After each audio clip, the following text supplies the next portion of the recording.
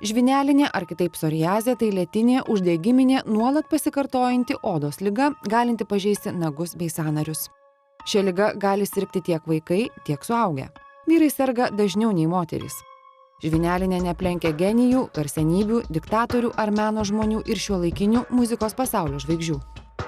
Jonaviškė Renata, pedagogė, 3 vaikų mama, atvirai pasakoja apie savo ligą ir gyvenimą su ja. Taip, tai taikymasis prie šios nepagydomos ligos. Renatai pradėjus šiuolaikinį gydymą, liga atsitraukė, bet moteris sako suprantanti šios ligos kainą, juk gyvenimas liga neužsibaigia.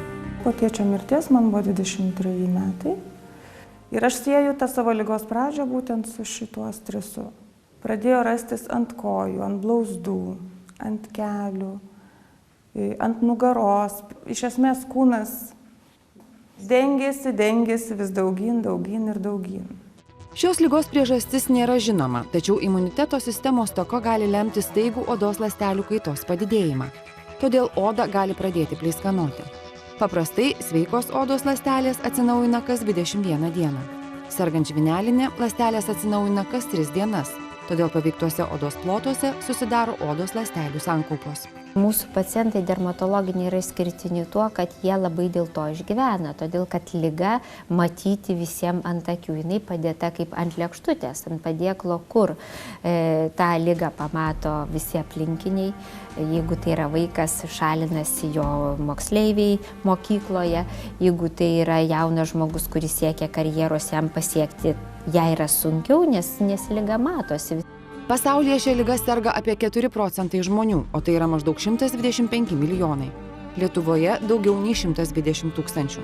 Tyrimai rodo, žvynelinė sergančiųjų pastaraisiais metais tik daugėja. Bėda tai, kad jų iš tikrųjų yra nemažas skaičius. Ir ką mes pastebėm praktikai, tie, kurie susiduriam su pacientais, kad jų skaičius per paskutinius 2, 3, 4 metus yra ryškiai padidėjęs. Tai liga, kuri yra labai stipriai įtakojama stresinės situacijos, nuovargio, kas dabar labai būdinga kiekvienam iš mūsų, yra persidirbimas, režimo nepaisimas, nes nėra kada jį paisyti. Tiek peršalimai, tiek pervargimai labai įtakoja žvynelinę. Kaune pasaulinės žvynelinės dienos išvakarėse vyko konferencija. Ji buvo išskirtinė, nes dalyvavo visi, kas su šia liga susiduria tiesiogiai. Gydytojai, pacientai ir jų artimieji. Didelis būrys žmonių, kurių mintis ir siekiai sutampa viena linkme ir taip pat kurių viltis nukreiptos į tai, kad ta liga, kuria serga nuo vaikystės ir kuri yra neišgydoma lėtinė liga, gali būti kontroliuojama. Tie žmonės egzistuoja ir jie turi daug bėdų. Dauguma net ir kolegų, ne odos specialistų, ne gydytojų, visada su šypsenėle sako, ką jūs žvynelinė? Žvynelinė tik tai kelios plokštelės, kelios pleiskanėlės, o jūs čia didžiulę dramą darot. Tai kas jau čia per liga, ar ne? Nei čia kažkoks vėžys, kaip jūs sakot, nei čia kažkokių baisių skausmų, nieko. Šitoks požiūris vyrauja ir mūsų visuomenėje. Ne tik Lietuvoje, visame pasaulyje sergantys žvynelinė žmonės labiausiai išgyvena dėl savo vizualiai matomos ligos. Yra gėdos kažkoks jausmas, kažkoks stop, čia, tai sunkiai labai paaiškinama žodžiais, bet pagalvodavai, Dieve, geriau ką nors skaudėtų, negu taip atrodytum. Nes tai yra nuolatinė įtampa, toks psichologinis spaudimas, pats savo susikėlė, aišku, žmogus. Bet, aš manau, tą patį jaučia, su kažkokiais defektais išoriniais visi žmonės. Lietuvos žvynelinės sergančiųjų draugijos pirmininko pavaduotoja Rita Asakavičiūtė sako, jog vos sužinoję diagnozę ar sergantis jie žmonės, svarbiausia neliktų vieni. Tokių žmonių Lietuvoje juk 10 tūkstančių. Sužinojęs, kad jis serga tą žvynelinę ligą, jis rastų mūsų draugijoje bendraminčių ir tokia ir psichologinė pagalba ir svarbiausia informacijas. Rita, pati serganti nuo vaikystės ir jau su šia liga susigyvenusi, sako, kad šia liga sergantys žmonės yra turbūt vieni labiausiai diskriminuojamų. Toks pavyzdys, kad Vilniaus Impulso klubas yra ir mūsų viena serganti buvo grinai išprašytas nuo treniruoklių salės. Jisai skundėsi mūsų draugijai, aišku, mūsų draugija yra silpna, mes negalėjom nieko juridiškai kažką daryti, bet informuoti tokias įstaigas, kad ar kirpyklas, ar viešas tokias sporto sales, spa centrus, kad tai nėra užkrečiama liga. Yra tikrai graudžių istorijų, kada pacientai vyresnio amžiaus susirgę, jie netenka sutuoktinio arba, sakykime, neprileidžia močiučių prie vaikų, todėl kad iki šiol dėja Lietuvoje mąstoma, kad ir galvojama, kad žvynelinė yra užkrečiama liga.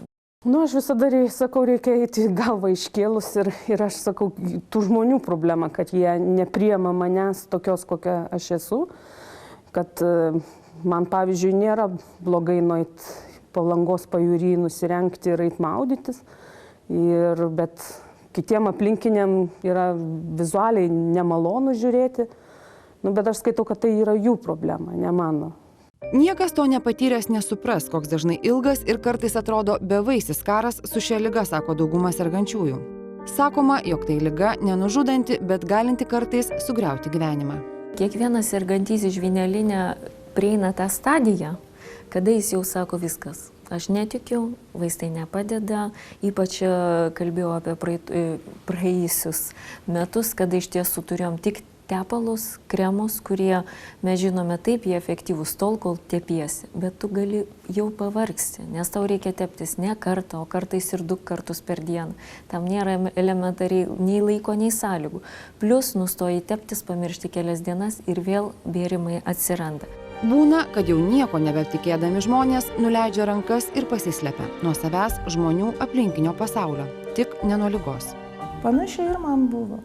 Ir jeigu ne mano 3 maži vaikai, aš tikrai, ko gero, irgi būčiau lindusi kažkokį ar tunelį ar kažką. Kad neliktų žmogus vienas, nes vienam tą daryti labai sunku ir mintis visokios kyla, nėra su kuo pasitarti, nes žmogus susisklendžia, jis gėdijasi savo ligos ir tai yra baisiausia, ko gero.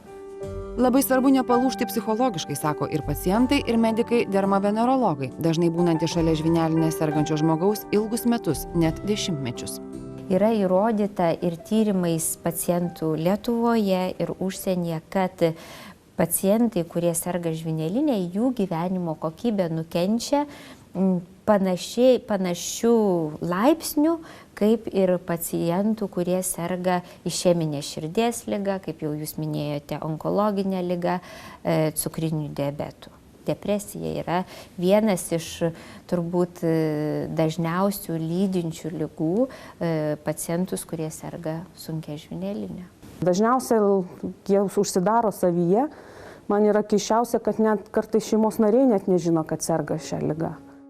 Rita sako, jog nuo mažens serganti žvynelinė susigyveno su nepakeičiama realybė ir net prisitaikė prie jos, pasirinkdama profesiją. Aš esu biomedicinos mokslų daktarė ir aš dirbu su augalų genetikos srityje.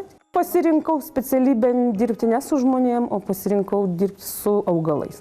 Profesorė Skaidra Valiukevičienė patarė jungtis į tokio pat likimo žmonių gretas.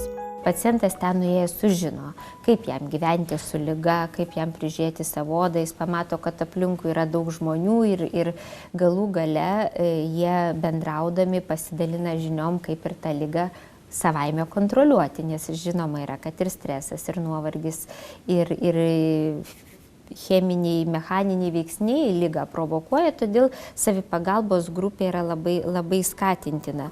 Kaip gydoma ši liga ir kokios perspektyvos pasaulyje jie sergantiems? Liga, kuri buvo 10-mečiais gydoma įprastais būdais ir teikusi ne tik vizualią atstumtojo žymę, bet ir nuolatinę sekinančią priežiūrą.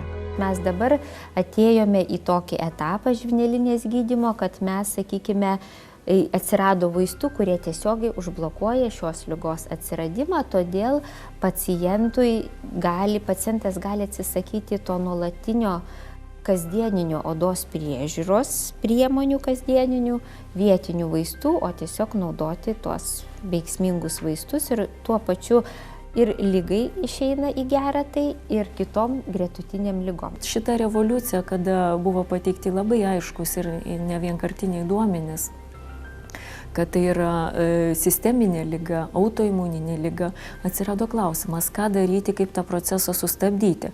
Prieš 10-metį pradėtos studijos su biologiniais vaistais. Žmonės labai dažnai maišo, kas tai yra biologiniai vaistai. Vieni galvoja tai žolyčių homeopatija, kiti galvoja tai iš pelyčių. Tai yra tie vaistai, kurie turi aišku fokusą į tam tikrą uždegimo grandinę. Tai reiškia, jie užkerta tolimesniam uždegimo plėtimuisi. Gera žinia, jog praėjus beveik 5 mečiui nuo šių atradimų ir Lietuvoje pacientai gali greitų laikų tikėtis šio kompensuojamojo gydymo. Šiai dienai mes turime galimybę skirti tik vieną vaistą. Mes galim tik apgailestauti, kad mes, dėl to, kad yra viešieji konkursai ir mes gauname tą vaistą, kuris yra pigiausias. Ir nebūtinai tai yra geriausias, nes labai dažnai užsienyje pacientai sako, biologinė terapija tai atostogos. Pagaliau tu pailsi nuo odos ligos, jinai pasitraukė, jos visai nebesimato.